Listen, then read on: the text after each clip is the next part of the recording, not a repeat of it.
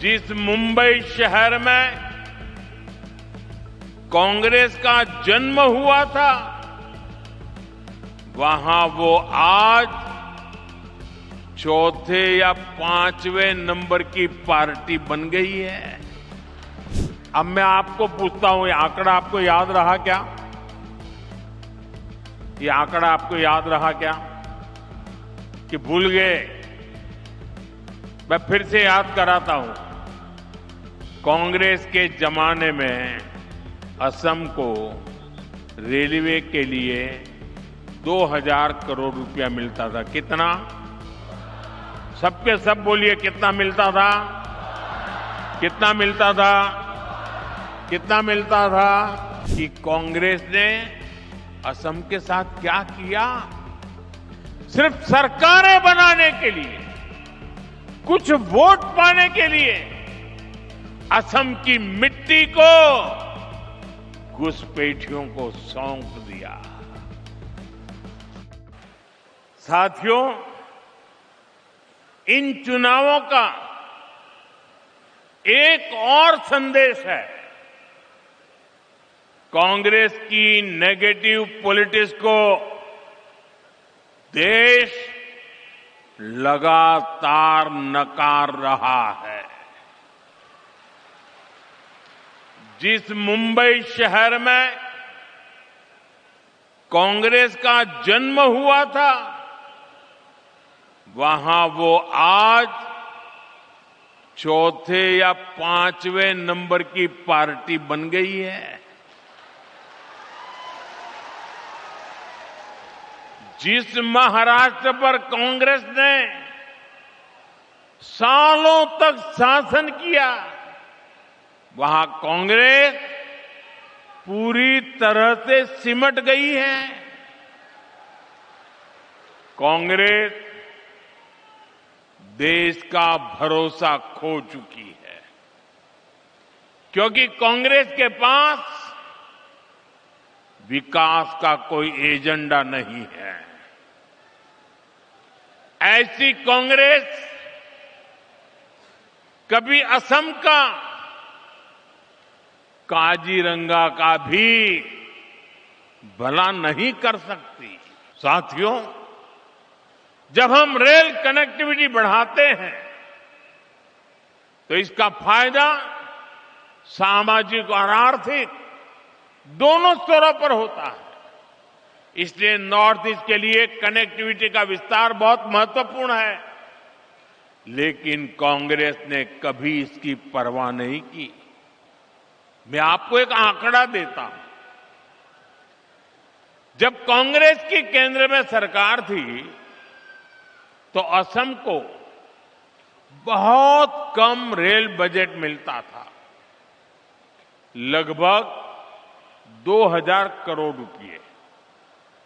अब भाजपा सरकार में इसे बढ़ाकर लगभग 10,000 करोड़ रुपए सालाना कर दिया गया है।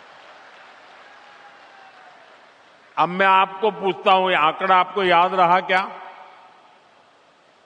ये आंकड़ा आपको याद रहा क्या कि भूल गए? मैं फिर से याद कराता हूं।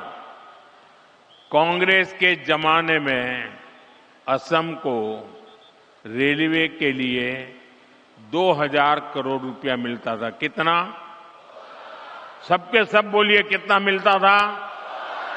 कितना मिलता था? कितना मिलता था? भाजपा सरकार आने के बाद असम को कितना मिलता है? 10,000 करोड़ रुपया। कितना? कितना? कितना? 10,000 करोड़ रुपया।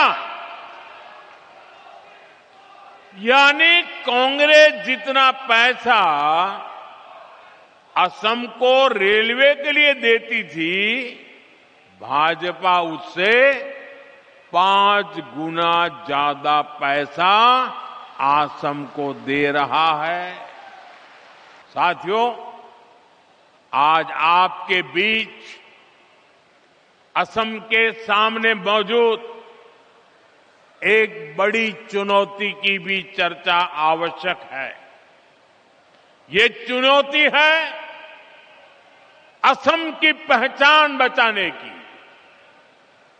असम की संस्कृति बचाने की। आप मुझे बताइए, असम की पहचान बचनी चाहिए कि नहीं बचनी चाहिए? ऐसा नहीं सबके सब जवाब दो। असम की पहचान बचनी चाहिए कि नहीं बचनी चाहिए? आप सबकी पहचान बननी चाहिए कि नहीं बननी चाहिए? आपके पूर्वजों की विरासत बचनी चाहिए कि नहीं बचनी चाहिए? आज असम में बीजेपी सरकार जिस प्रकार